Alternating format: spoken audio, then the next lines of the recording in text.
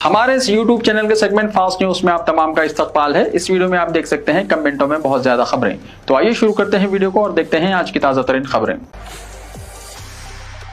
America के साथ जंग दोबारा भड़क सकती है, ईरान ने कहा। ईरानी फौज ने एक बार फिर इस खदशे का इजहार किया है कि मुल्क के खिलाफ अमेरिका और इसराइल की जानिब से हमले दोबारा शुरू हो सकते हैं। ईरानी अस्करी क़यादत के मुताबिक दस्तयाब शवाहिद इस बात की निशानदही करते हैं कि अमेरिका किसी भी मुआहदे या सिफारती समझौते का पाबंद नहीं रहता। ये बयान एक ऐसे वक्त में सामने आया है जब अमेरिकी सदर डोनाल्ड ट्रंप ने अपने आला फौजी हुक्काम के साथ ईरान के खिलाफ मुमकिन फौजी कार्रवाई पर गौर करने के लिए एक अहम इजलास मुनक्किद किया है। अमेरिकी सदर डोनाल्ड ट्रंप इससे पहले भी कई बार ईरान को खबरदार कर चुके हैं कि वो जंगबंदी बरकरार रखे और अपनाए हरमुज को खोल दे, जो आलमी तेल की तरसील के लिए निहायत अहम रास्ता है। ताहम ईरान इस मुतालबे को मानने के लिए तैयार नहीं, जिससे खित्ते में कशीदगी मजीद बढ़ती जा रही है। ईरानी फौजी हेडक्वार्टर के नायब सरबराह मोहम्मद जाफर असदी ने सरकारी खबर रसां इदारे फारस के जरिए जारी बयान में कहा कि अमेरिकी हुक्काम के बयानात और इक़दाम ज़्यादातर मीडिया पर असरअंदाज होने के लिए होते हैं। इनके मुताबिक अमेरिका का पहला मकसद तेल की कीमतों में कमी को रोकना और दूसरा अपनी पैदा करदा सूरत हाल से निकलने की कोशिश करना है। असदी ने दो टोक अंदाज में कहा कि ईरानी मुस्लिह अफवाद किसी भी नई अमेरिकी जाहिरियत का भरपूर जवाब देने के लिए मुकम्मल तौर पर तैयार है। हरमुज बहरान के असरात अमेरिका तक पहुंचे। 34 साल बाद स्पिरिट एयरलाइन बंद, 17,000 लोगों की गई नौकरी। हरमुज की बंदिश की वजह से तेल की आलमी कीमतों में इजाफे का असर अब अमेरिका तक पहुंच गया है। एक ही झटके में अमेरिका की सबसे बड़ी कम कीमत वाली फ़िज़ाई कंपनी स्पिरिट एयरलाइंस की परवाजें हमेशा के लिए बंद हो गईं। 2 मई 2026 की सुबह कंपनी ने अचानक ऐलान किया है कि वो तमाम ऑपरेशंस मुअत्तल कर रही है। इसका वाज़ेह मतलब है कि तमाम परवाजें मनसूख कर दी गई हैं। कस्टमर सर्विस में खलल पड़ा है और लाखों मुसाफिरों के टिकट अब बेकार हो गए हैं। कंपनी ने एक सरकारी बयान में कहा कि इसे यह फैसला इंतहाई मायूसी के साथ करना पड़ा। 34 साल तक सस्ती हवाई सफर फराहम करने वाली ये एयरलाइंस अब तारीख बन चुकी है। हुकूमत शमशाबाद में आलमी मियार का बस टर्मिनल तामीर करेगी, चीफ मिनिस्टर ने कहा। तेलंगाना के चीफ मिनिस्टर रेवंत रेड्डी ने रियासत के रोड ट्रांसपोर्ट इंफ्रास्ट्रक्चर के लिए एक पुरजोश तौसीई मनसूबे की नखाब कुशाई की, जिसमें 2 आलमी मियार के बस टर्मिनल्स TGSRTC के लिए 1000 इलेक्ट्रिक बसों और मिनी बसों के बेड़े का ऐलान किया। Telangana state road transport corporation यानी TGSRTC यूनियनों के नुमाइंदों से बात करते हुए रेवंत रेड्डी ने कहा कि रियासती हुकूमत शमशाबाद में 150 एकड़ पर मुश्तमिल बस टर्मिनल्स और गाजुलारामम में 100 एकड़ पर मुश्तमिल सहूलत से मुज़य्यन तामीर करने का मंसूबा रखती है। उन्होंने कहा कि 1000 इलेक्ट्रिक बसों को हैदराबाद मेट्रो नेटवर्क के साथ मरबूत किया जाएगा। TGSRTC के लिए मिनी बसों की खरीदारी भी शुरू हो गई है। डीजल का बोझ कम करने के लिए इलेक्ट्रिक बसें TGSRTC फिलहाल खरीदने का मंसूबा रखती है। RTC के डीजल पर सालाना 2000 करोड़ रुपए खर्च करता है। उन्होंने कहा कि डीजल की गाड़ियों को इलेक्ट्रिक गाड़ियों में मुंतकिली को न सिर्फ माहौलियाती इक़दाम बल्कि एक मुआशी ज़रूरत करार दिया। रेवंत रेड्डी ने यूनियन कायदीन से कहा कि पे रिविजन कमीशन यानी PRC के बकायाजात पर जल्द ही फैसला लिया जाएगा। उन्होंने इनसे 2 मुतनाज़ा मसाइल पर तामीरी तौर पर मशगूल होने की ताकीद की। उन्होंने ये भी नोट किया कि मालियाती रुकावटों के बावजूद कांग्रेस के इख्तिदार में आने के बाद कारकुनों के वाजिबात की अदायगी के लिए 1000 करोड़ रुपये जारी किए गए थे और महालक्ष्मी मुफ्त सफ़र स्कीम के नतीजे में TGSRTC को 8000 करोड़ रुपये अदा किए गए थे। तेलंगाना के सरकारी मुलाजिमीन के लिए चीफ मिनिस्टर रेवंत रेड्डी के 4 अहम ऐलान। चीफ मिनिस्टर रेवंत रेड्डी ने कल सरकारी मुलाजिमीन के हक में 4 बड़े फैसलों का ऐलान किया है। उन्होंने 1 जून तक तमाम मुलाजिमीन को हेल्थ कार्ड जारी करने और 100 दिनों के अंदर रिटायर्ड मुलाजिमीन के 6000 करोड़ रुपए के बकायाजात की अदायगी का ऐलान किया। साथ ही पे रिविजन कमीशन यानी PRC को फौरी तौर पर अपनी रिपोर्ट पेश करने की हिदायत दी। चीफ मिनिस्टर ने मुलाजिमीन की JAC के साथ इजलास में ज़ेर इल्तिवा मुतालबात पर तबादला ख्याल किया और कहा कि इख्तिदार संभालने के बाद हुकूमत का एक अहम फैसला हर महीने की पहली तारीख को तनख्वाहों की अदायगी को यकीनी बनाना था। उन्होंने कहा कि मुलाजिमीन को अपनी यूनियन इंतखाबात आज़ादाना तौर पर मुनक्किद करने की भी इजाज़त दी गई। मुलाजिमीन की जॉइंट एक्शन कमेटी यानी JAC ने हुकूमत के मुस्बित रद्दमल पर 5 मई से धरनों और दिगर एहतजाजी प्रोग्राम्स को वापस लेने का ऐलान किया। उन्होंने बताया कि रियासती हुकूमत ने मुख्तलिफ महकमों में 67,760 मुलाजमिन की भर्ती की है और PRC कमीशन को फौरी रिपोर्ट पेश करने की हिदायत दी गई है ताकि तनख्वाहों में इजाफे से मुतल्लिक़ फैसला किया जा सके। कांग्रेस आइंदा 20 साल तक इख्तिदार में नहीं आएगी, KTR ने कहा। BRS के वर्किंग प्रेसिडेंट KTR ने कहा कि रियासत में कांग्रेस दोबारा बरसर इख्तिदार नहीं आएगी। 2.5 साल कारकर्दगी मायूस कुन है। समाज का कोई भी तबका हुकूमत से मुतमईन नहीं है। जब भी इंतखाबात मुनक्किद होंगे BRS भारी अक्सरियत से कामयाब होगी। KTR ने आज अपने ख़यामगाह नंदीनगर में मुत्तहदा ज़िले रंगारेड्डी के BRS कायदीन और अवामी मुंतखब नुमाइंदों का इजलास मुनक्किद किया, जिसमें रियासत की मौजूदा सियासी सूरत हाल, पार्टी के इस्तेहकाम और आइंदा इंतखाबात की हिकमत अमली पर तफसीली तबादला ख्याल किया। हालिया पार्टी के यौम तासीस इजलास में पार्टी के सरबराह KCR ने पार्टी को देहातों से रियासती खाते तक मुस्तहकम करने, पार्टी की रुकनियत साजी की मुहिम और नई कमेटियों की तश्कील की जिम्मेदारी पार्टी के वर्किंग प्रेसिडेंट केटीआर को सौंपी है, जिस पर केटीआर ने मुत्तहदा जिले रंगारेड्डी के बीआरएस कायदीन का इजलास तलब करते हुए मुख्तलिफ उमूर का जायजा लिया। बल्दियाती और मुनसिपल इंतखाबात में बेहतर कारकर्दगी दिखाने वाले कायदीन को मुबारकबाद दी और आने वाले कॉरपोरेशन इंतखाबात के लिए अभी से तैयारियां शुरू कर देने की हिदायत दी। उन्होंने मशवरा दिया कि कांग्रेस हुकूमत की नाकामियों और अवामी मसाइल पर खामोशी के बजाय इसको आवाम के सामने बेनकाब किया जाए। केटीआर ने कहा कि कांग्रेस हुकूमत के 2.5 साल दौर में होने वाले बदउनवानी और घोटालों को देखकर तेलंगाना के अवाम आइंदा 20 साल तक कांग्रेस को वोट नहीं देंगे। उन्होंने बीजेपी को अवाम दुश्मन करार देते हुए गैस सिलेंडर की कीमतों में इजाफे की शदीद मजम्मत की और पार्टी कारकुनों को गैस की कीमतों में इजाफे के खिलाफ रियासत भर में एहतजाज करने पर जोर दिया। इस इजलास में वोटर लिस्ट की नजरसानी यानी SIR प्रोग्राम के तहत की जाने वाली सरगर्मियों का भी जायजा लिया गया। तेलंगाना में पेट्रोल और डीजल की कोई किल्लत नहीं, किशन रेड्डी ने कहा। मरकजी वजीर किशन रेड्डी ने जुमे के रोज़ एक बयान में वाज़ेह किया है कि रियासत भर में पेट्रोल और डीजल की फराहमी में किसी किस्म की कमी या किल्लत नहीं है। उन्होंने कहा कि ईंधन के ज़खायर वाफिर मकदार में मौजूद हैं, इसलिए आवाम सोशल मीडिया पर फैलने वाली अफवाहों पर यकीन न करें और पेट्रोल पंप्स पर बिला ज़रूरत क़तारें न लगाएं। किशन रेड्डी के मुताबिक मरकजी हुकूमत और ऑयल कंपनियाँ ईंधन की सप्लाई पर मुसलसल नज़र रखे हुए हैं ताकि आवाम को किसी भी किस्म की परेशानी का सामना न करना पड़े। खुर्दूनी तेल की कीमतों में 22% तक इजाफा। मशरक़ी वस्ता में ईरान और इसराइल के दरमियान बढ़ती हुई जंगी सूरत हाल का बराह रास्त असर अब हिंदुस्तानी आवाम के किचन पर पड़ना शुरू हो गया है। बैनुल-अक़वामी हालात और हमलो व नक़ल के अखराजात में इजाफे का बहाना बनाकर खुर्दूनी तेल यानी कुकिंग ऑयल की कीमतों में गुज़िश्ता एक महीने के दौरान 22% तक इजाफा रिकॉर्ड किया गया है, जिसने आम आदमी के बजट को हिला कर रख दिया। सनफ्लावर का तेल फ़ी किलो 180 रुपये से बढ़कर 200 रुपये हो गया। मूंगफली का तेल 130 रुपये से बढ़कर 160 रुपये फ़ी किलो हो गया। सोयाबीन का तेल 150 रुपये से बढ़कर 170 रुपये फ़ी किलो हो गया। सरसों का तेल 130 रुपये से बढ़कर 150 रुपये फ़ी किलो हो गया। वनस्पति का तेल 130 रुपये से बढ़कर 160 रुपये फ़ी किलो हो गया। राइस ब्राउन का तेल 150 रुपये से बढ़कर 165 रुपये हो गया। मूंगफली का तेल 5 किलो का कैन 1000 रुपये से बढ़कर 1150 रुपये हो गया। मूंगफली का तेल 15 किलो 2300 रुपये से बढ़कर 2400 रुपये हो गया। एक तरफ कमर्शियल गैस सिलेंडर्स की कीमतों में होने वाला इजाफा होटल्स और रेस्टोरेंट्स का खाना महंगा कर रहा है, तो दूसरी तरफ अब घरों में इस्तेमाल होने वाले तेल की कीमतों ने गरीब और मुतवस्सित तबके का जीना मुश्किल कर दिया है। ताजिरों की जानिब से पैदा की गई मसनवी किल्लत ने सूरत हाल को मज़ीद संगीन बना दिया है। अवाम ने मुतालबा किया है कि महकमे सिविल सप्लाईज और पैमाइश औज़ान के मुतल्लिक़ा ओहदेदार फौरी तौर पर मार्केट का मुआयना करें और इन ज़ख़ीरा अंदोज़ों के खिलाफ कार्रवाई करें जो जंग का बहाना बनाकर नाजायज़ मुनाफाखोरी कर रहे हैं।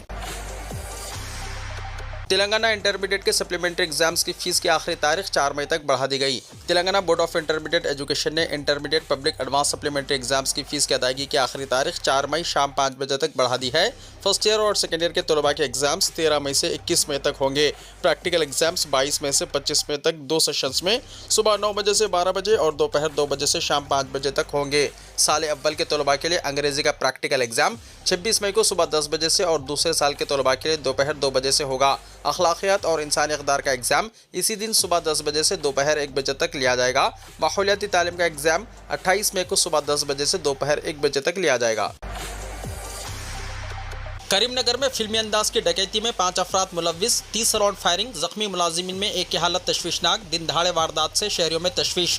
तेलंगाना के करीमनगर शहर में फायरिंग के साथ ज़बरदस्त सनसनी फैल गई जब नामालूम मुसलह अफराद ने एक ज्वेलरी शॉप में घुसकर अंधाधुंध गोलियां चलाई और भारी मकदार में जेवरात लूटकर फरार हो गए। ये वाक़या मुकामी सतह पर शदीद खौफ व हिरास का बाइस बना है। इत्तलात के मुताबिक इतवार की सुबह तकरीबन 10 बजे ज्योति नगर में वाक़ PMJ ज्वेलरी शॉप के मुलाजिमीन दुकान खोलकर लॉकर से जेवरात निकालकर डिस्प्ले में रख रहे थे। इसी दौरान 2 बाइकों पर सवार 5 मुसलह अफराद दुकान में दाखिल हुए। जब अमले ने इन्हें रोकने की कोशिश की तो मुलजिमीन ने फायरिंग शुरू कर दी। इस वाक़े में एक मुलाजिम की हालत तशवीशनाक बताई जा रही है जबकि दिगर 3 शदीद जख्मी हुए हैं। फायरिंग के बाद मुलजिमीन दुकान से कीमती जेवरात लूटकर फरार हो गए। इब्तिदाई इत्तलात के मुताबिक मुलजिमीन ने तकरीबन 30 राउंड फायरिंग की। वाक़े की इत्तला मिलते ही पुलिस फौरी तौर पर जाए वक़ू पर पहुंची और शवाहिद इकट्ठा करने के लिए क्लोज टीम को तलब किया।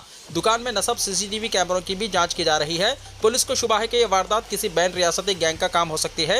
ये भी जांच की जा रही है कि आया मुलजिमीन ने पहले से रैकी की थी या अचानक वारदात अंजाम दी और क्या इसमें किसी मुकामी शख्स की मदद शामिल है। पुलिस कमिश्नर भी मौके पर पहुंच गए हैं जबकि जख्मियों को फौरी तौर पर हॉस्पिटल मुंतकिल किया गया। दिन दहाड़े मसरूफ इलाके में पेश आए इस सनसनीखेज वाक़े ने करीमनगर में हलचल मचा दी है। लूटे गए जेवरात की मालियत का अभी तक अंदाजा नहीं लगाया जा सका है। तेलंगाना के कामारेड्डी में आधी रात को भयानक आग लगने के वाक़या, 23 दुकानें जलकर खाक, लाखों का नुकसान। तेलंगाना के कामारेड्डी जिले हेडक्वार्टर के पुराने बस स्टैंड के करीब इंदिरा गांधी चौक के सामने वाक़ दुकानों में आधी रात तकरीबन 1 बजे खौफनाक आग लग गई, जिसके नतीजे में 23 दुकानें जलकर खाकिस्तान हो गई। इत्तला मिलते ही फायर ब्रिगेड अमला मौके पर पहुंचकर आग पर काबू पाया। हुक्काम इस बात की जांच कर रहे हैं कि आया यह हादसा की आग थी या इसके पीछे कोई और वजह है। इब्तिदाई शुबा जाहिर किया जा रहा है कि दुकानों के करीब कचरा जलाने की वजह से आग ट्रांसफार्मर तक पहुंची और तेजी से फैल गई। मुतासरा अफराद के मुताबिक इस हादसे में तकरीबन 50 लाख रुपए का नुकसान हुआ है। म्युनिसिपल चेयरपर्सन अप्पा उमरानी मौके पर पहुंचकर मुतासरीन को तसल्ली दी और मुतल्लिका हुक्काम से बातचीत के बाद माली इमदाद फराहम करने का यकीन दिलाया।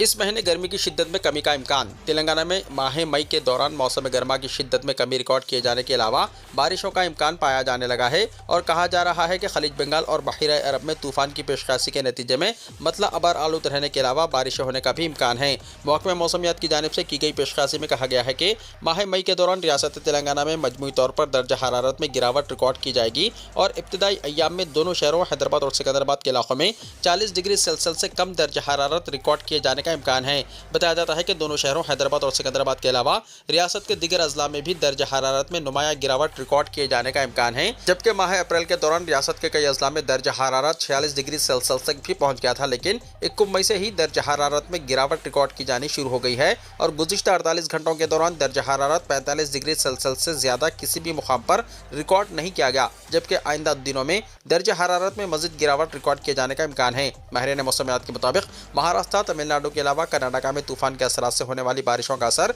तेलंगाना के बेशतर अजला पर महसूस किया जाएगा और कई अजला बशमूल हैदराबाद और सिकंदराबाद में भी बारिश होने का इम्कान है।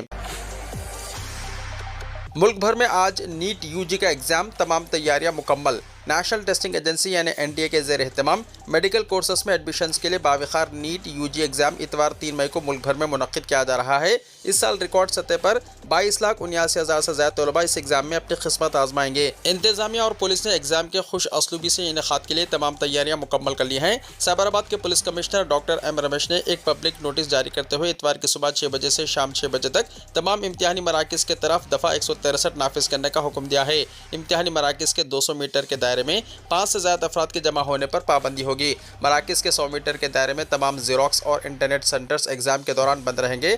खिलाफ वर्जी करने वालों के खिलाफ सख्त कार्रवाई करने का इंतबाह दिया गया है।